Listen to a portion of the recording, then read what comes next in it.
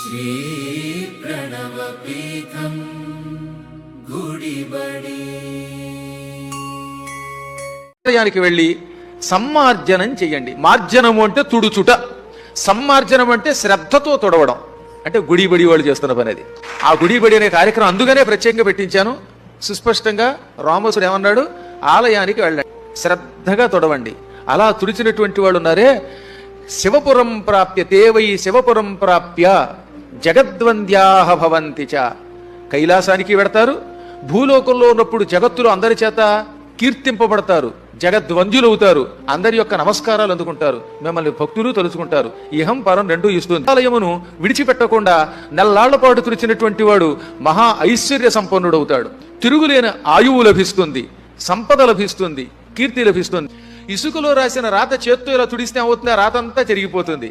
అలాగే బ్రహ్మని నుదుట రాసిన పాత చెత్త రాత ఆలయమును శుభ్రం చేయటం వల్ల తొలగిపోయి కొత్త రాత ఏర్పడుతుంది, మంచి రాత ఏర్పడుతుంది. శ్రీ అన్నపూర్ణ సమేత విశ్వేశ్వర స్వామి వారి యొక్క దేవస్థానము చాలా పురాతనమైన ఈ యొక్క దేవాలయము.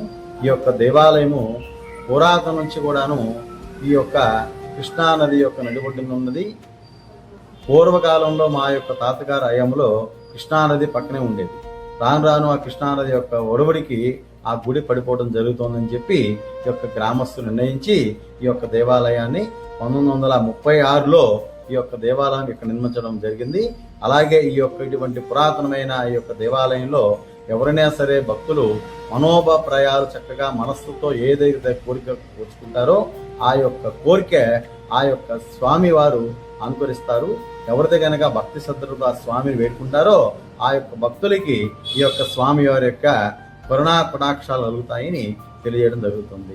ఎవరైనా సరే మంచి భక్తి భావంతో ఓం నమస్వాయ, ఓం శ్రీ అన్నపూర్ణాదేవి అని చెప్పి ఎవరితో కనుక ఆ యొక్క అమ్మవారిని పిలుస్తారో ఆ యొక్క తల్లి ఈ యొక్క దేవతలు అందరూ కూడాను ఆ యొక్క ముప్పటి దేవతలు కూడా వచ్చి ఈ యొక్క దేవాలయంలో నివసించి ఆ యొక్క భక్తుల యొక్క కోరిక నెరవేరడం జరుగుతుంది. ఓం నమస్వాయ. శ్రీ గురుభ్యో నమః.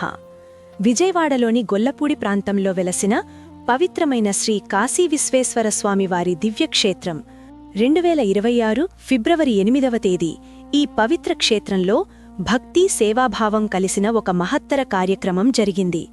శ్రీ ప్రణవపీఠం గుడిబడి విజయవాడ సభ్యులు, పూజ్య గురువులు శ్రీ ప్రణవపీఠం వ్యవస్థాపకులు బ్రహ్మశ్రీ వద్దిపర్తి పద్మాకర్ గారి స్ఫూర్తితో ఆయన ప్రారంభించిన గుడిబడి సేవా కార్యక్రమంలో భాగంగా ఈ దేవాలయంలో భక్తిభావంతో సేవా కార్యక్రమాన్ని నిర్వహించారు. శ్రీ ప్రణవపీఠం శిష్య బృందం అత్యంత వినమ్రతతో, అచంచలమైన భక్తితో దేవాలయ సేవలో పాల్గొన్నారు.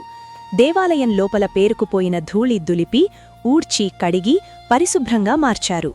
స్వామివారి పూజలో ఉపయోగించే పవిత్ర పూజపాత్రలను, స్వామివారి విగ్రహాలకు అలంకరించిన కవచాలు మరియు ఆభరణాలను అత్యంత భక్తిభావంతో శ్రద్ధగా శుభ్రపరిచి కడిగారు.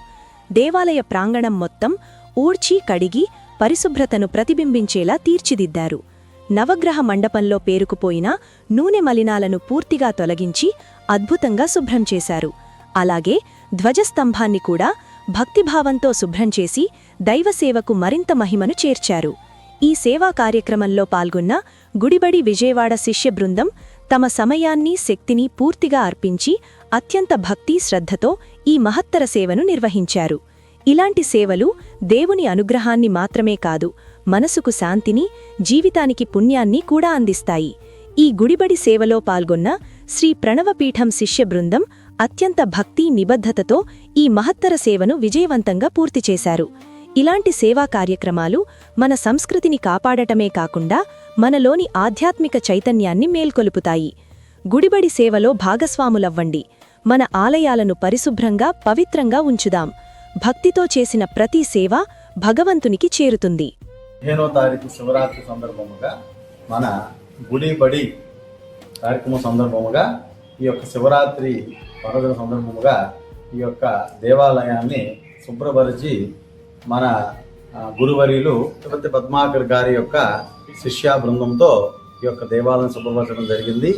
చక్కగా ఈ యొక్క దేవాలయాన్ని శుచిగా చక్కగా ఊడ్చి చక్కగా శుభ్రపరిచినందుకు మా ధన్యవాదములు. బలం గురోః ప్రవర్ధతాం. లోకాః సమస్తాః సుఖినో భవంతు. ఓం నమః శివాయ. హర హర మహాదేవ.